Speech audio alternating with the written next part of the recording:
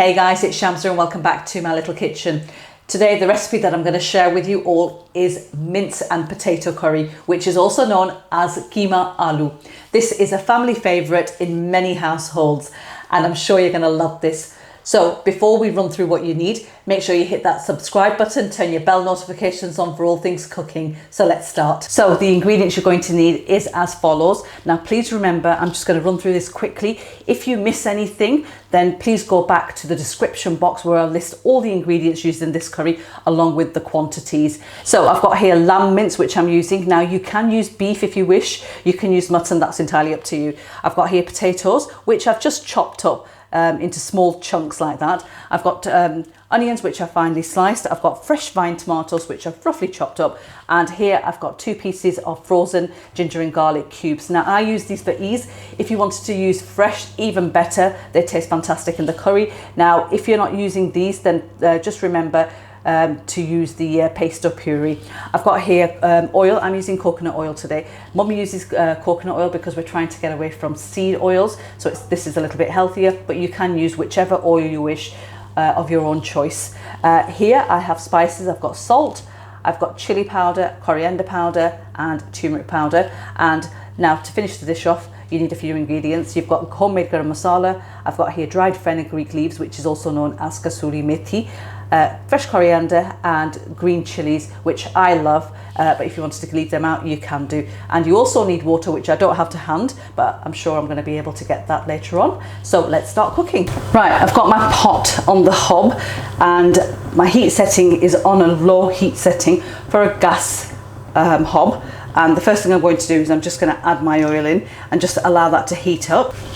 Now, many of you may be wondering why I'm using less oil. Now, when you're working with mincemeat of any sort and it's got some fat in there, which this one has, it has 20% fat in there. So you want to reduce the oil that you use to fry the onions in, because when you put the meat in, or the mince in, it's going to release the fat once it starts to render down, and that's the reason why. So add the onions in now, and we're going to fry them for about 6 to 8 minutes until they're lightly golden brown in colour, and I'll show you how they look once they're done. Right, okay, so it's been around 8 minutes that the onions have been frying away and they've got a really nice golden brown colour to them, and that's what we want. And I'm going to add the mince straight in now, and we're going to break this up and we're going to fry it until it's brown. I'm just going to turn the heat up to a high just to help it brown a little quicker.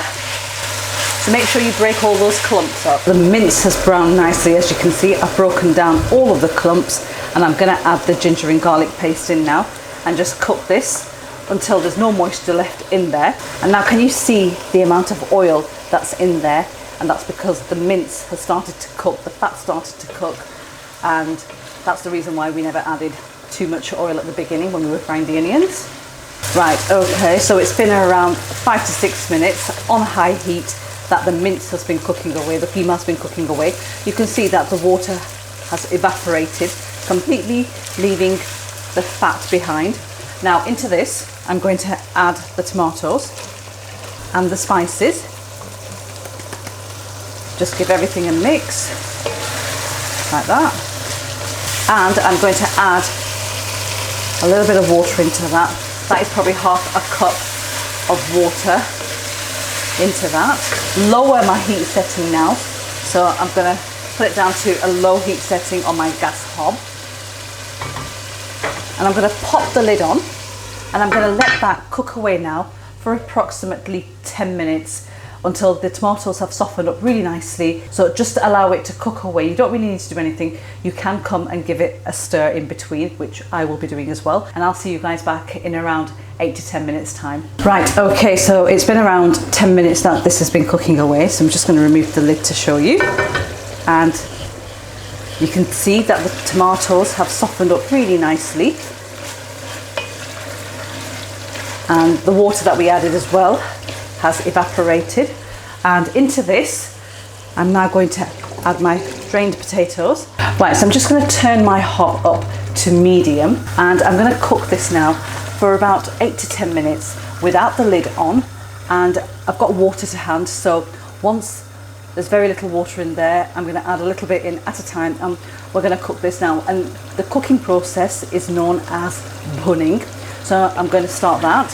And again, what that does is, if you don't know what it means, then I do have a video on this, so you can check the description box. I'll leave a link for you guys on what the bhunning process is and what you need to do. So I'll see you guys back in around 10 minutes time. Right, it's been around 10 minutes that I've been bhunning this. So you can see that the oil has separated and come around the edges. And if you're worried that there's too much oil in there, once it's finished cooking, you can skim that off. And into this now, I'm going to add my green chilies and around 300 millilitres of water, just to help the potatoes to cook further. Just give that a mix. So my heat setting is on a low. I'm just going to pop the lid on, and I'm going to allow the potatoes to cook until they're tender. So it'll roughly take around 6 to 8 minutes, maybe slightly longer depending on what potatoes you use. And I'll show you how it looks after 8 minutes time, and we'll be ready to finish the dish off, so I'll see you then. Okay, so it's been around 8 minutes that the keema aloo have been cooking away. Just let me show you how it looks. Oh, it smells amazing. I'm now going to turn the hob off, and to finish off, I'm going to add my garam masala over, just like that. And I'm going to take the dried fenugreek leaves, and I'm just going to crush them between the palms of my hands, like that, just to release more flavour and aroma, and just give it one final mix. The potatoes are fully cooked. I can just tell they are super tender. And then just garnish with fresh coriander right on top, like that. And just stir that through. And there we have it, guys. The keema aloo is ready. Please subscribe for more recipes like these.